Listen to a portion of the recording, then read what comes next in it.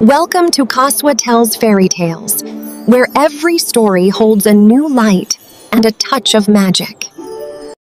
अगर आप चाहते हैं कि अगली फेरी टेल का हीरो या हीरोइन आपके नाम का हो, तो कमेंट में अपना नाम ज़रूर लिखें। हर कहानी के लिए हम रैंडमली एक नाम सेलेक्ट करते हैं।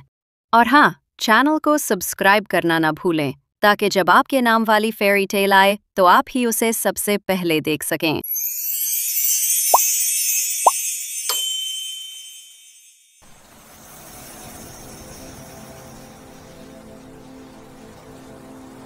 चांद वादी के कल्ब में एक शानदार महल खड़ा था। नूरी हाउस, सफेद संगे मरमर की दीवारें, नीलम्मी खिड़कियां और बागात जिनमें रात को भी रोशनी झिलमिलाती थी। इसी महल में रहती थी तैयबा, वही सफेद लिबास में चांद की किरण जैसी लड़की। उसकी असल माँ, जो खुद चांद जैसी खूबसूरत थी, उसके बचपन में ही दुनिया छोड़ गई थी। और चंद साल बाद उसके वालिद दूसरी शादी कर लेते हैं।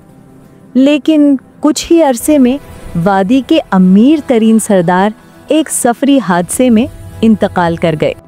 महल तो पहले से शाहाना था, मगर अब उस घर में मोहब्बत की रोशनी मर चुकी थी। तैयबा के साथ रह गई सिर्फ एक औरत, उसकी सौतीली माँ मलिका। उसकी आंखों में ऐसी तारीकी थी कि घर के आईनों भी उसका असली चेहरा दिखाने से डरते थे। ताज भारी, आंखों में सुर्खी और दिल में अंधेरा। वो खुद को नूरी महल की नई मलिका समझती थी और तैयबा को बस एक बोझ। ये पैलेस मेरा है और तू सिर्फ मेरे हुक्म की गुलाम है, मलिका हकारत से तैयबा से कहती। मगर तैयबा ने तो जैसे अपने होंठ सी रखे थे। वो बस खामोशी से अपने ना खत्म होने वाले कामों में लगी रहती, जिनका बोझ सौतेली माँ ने बेवजह उस नाजुक जान पर डाल रखा था। चांद जैसी शहजादी, मगर उससे महल की खादिमा जैसा सलूक होता था। वो सुबह से शाम तक कामों में लगी रहती, लंबे हॉल की सफाई, जर्द फूलों के बाग को संवारने, महल की सीढ़ियों पर चांदी का पानी छिड़कने और मल्लिका के हुक्म की तामील करने में। मल्लिका के दिल में एक ही चीज थी, हसद। कैसे बर्दाश्त करती रहूं मैं इस लड़की की तारीफें। व्हाइट ड्रेस में चमकती यूं है जैसे इस पैलेस की क्वीन वो ही हो। तैयबा की खूबसूरती उसे जलाती थी, उसकी नरमी उसे काटती थी और उसकी मासूमियत उसे बर्दाश्त नहीं होती थी। और इसीलिए उसने तैयबा को तबाह करने की ठान ली।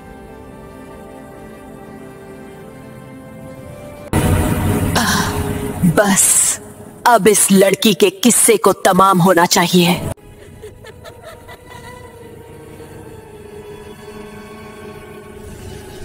उस रात महल में एक अजीब सा सुकूत फैला हुआ था। मलिका ने हुक्म दिया, तैयबा, एक काम है तुमसे। पुराने जंगल से एंशिएंट वेल का पानी ले आओ फौरन। ये वही कुआं था जिसके पास जाने से बुजुर्ग सदियों से सब मना करते आए थे। तैयबा चौंकी और हल्की कपकपाहट के साथ बोली, मगर वो तो फॉरबिडन वेल है। मलिका ने आंखें तेज करके कहा, जितना कहा है बस उतना ही करो। तैयबा ने दिल मजबूत किया और निकल गई। पूरे चांद की एक खामोश रात में तैयबा ने लकड़ी का एक डोल थामे हुए जंगल में कदम रखा। दरख्त खामोश थे, हवा तक रुक गई थी। कितनी खामोशी है यहाँ, क्या यहाँ कोई जानवर भी नहीं रहता। आखिरकार जब वो कुएं के पास पहुंची तो पानी सफेद रोशनी में चमकने लगा। अचानक पानी फटकर ऊपर उठा और उस रोशनी में से एक खूबसूरत सफेद सांप निकला। आंखें शफ्फाफ, जिस्म मोतियों की तरह चमकता हुआ और अंदाज ऐसा जैसे सदियों की दानाई रखता हो। वो सफेद धुएं में लिपटा और एक हसीन सांप शहजादे के रूप में आगे बढ़ा।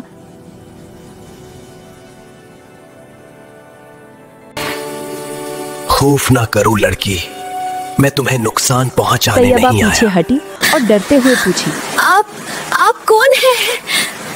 सांप शहजादा नर्म आवाज में बोला, मैं नेकी का गार्डियन हूँ और तुम्हारी नेक रूह की पुकार ने मुझे जगाया है। सफेद सांप ने सर झुका कर नेकी कहा। कभी जाया नहीं होती और तुम एक नेक और साबिर लड़की हो। तैयबा कांपती आवाज में बोली। मैं आपकी क्या मदद कर सकती हूँ? मुझसे क्या चाहिए? सांप मुस्कुराया। मुझे तुमसे कुछ नहीं चाहिए, बल्कि मैं तुम्हें कुछ देने आया हूँ। एक विश मांगो। तैयबा ने ना दौलत मांगी ना आजादी, बस कहा, मुझे कुछ नहीं चाहिए, बस मेरा दिल पाक और महफूज रहे। सफेद सांप ने पेशानी झुकाई और अपना रोशन हाथ तैयबा के हाथ पर छू दिया। उसी लम्हे तैयबा के हाथ पर एक सफेद हिलाल का निशान उभर आया। ये मार्क बताएगा कि कौन तुम्हारा वेल विशर है और कौन तुम्हें नुकसान देना चाहता है। फिर वो रोशनी बनकर गायब हो गया।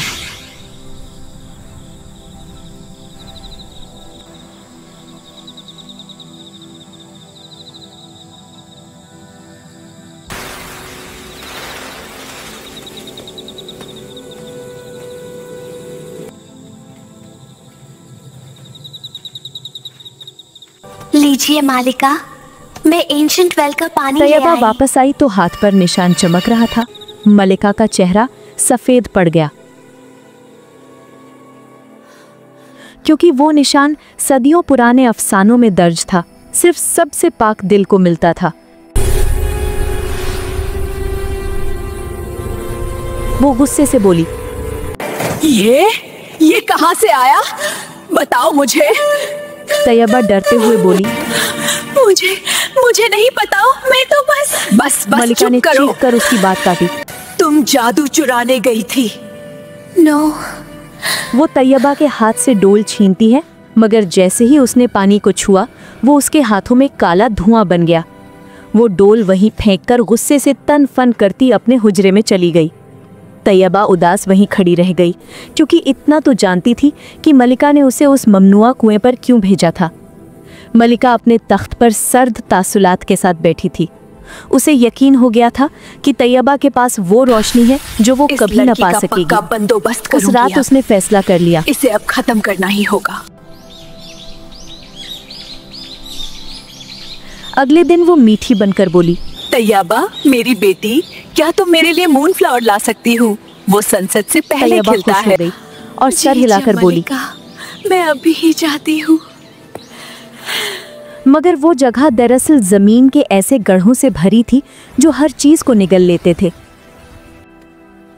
वो वहां पहुंची, चांद फूल चमक रहा था, मगर अचानक जमीन कड़क से फट गई। वो चीख भी ना सकी, बस नीचे अंधेरे में गिरती चली जा रही थी। गिरने से चंद लम्हे पहले सफेद रोशनी का एक हल्का उसके गिर्द लिपट गया। वही सफेद सांप आया था। मैं जानता था कि धोखा होगा।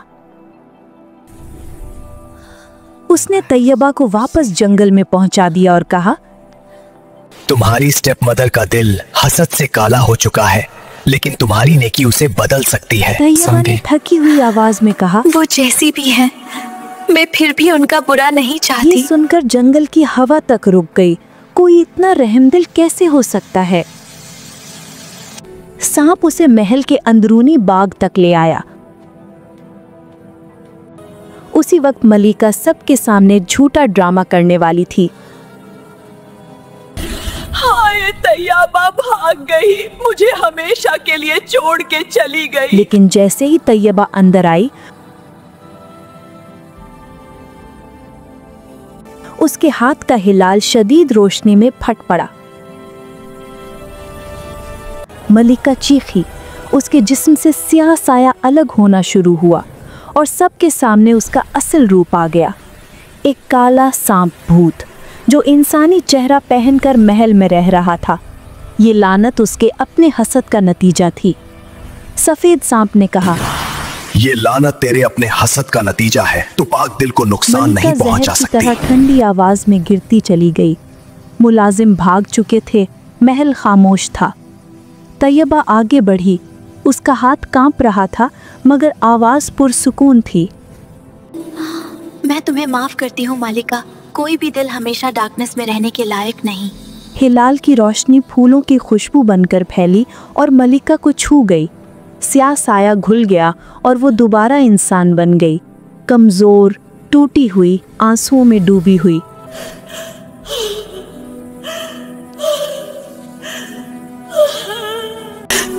तुमने मुझे क्यों बचाया तैयबा?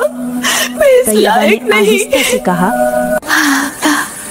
क्योंकि मेहरबानी ही मेरा असल जादू है और मैं इसे खोना नहीं चाहती। सांप ने तैयबा के सामने झुक तुमने सबसे बड़ा इम्तिहान पास किया है, रहम का इम्तिहान, और अब तुम इस वादी की न्यू गार्डियन हो। चमकते हुए फूलों की पंखड़ियों में बदलकर आसमान में उड़ गया।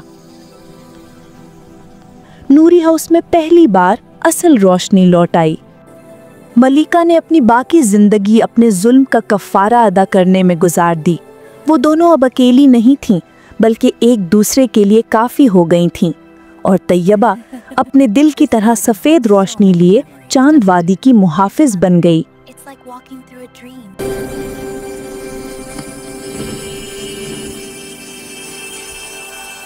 हम सबके आसपास मलिका जैसे लोग रहते ही हैं, जिनका असल रूप इतना भयानक होता है कि वो खुद भी नहीं जानते। बज़ाहिर हसीन मुस्कुराते चेहरे दिलों में जहर लिए फिरते हैं, मगर याद रखो उनके हसद का जहर सिर्फ एक चीज से बेअसर हो सकता है।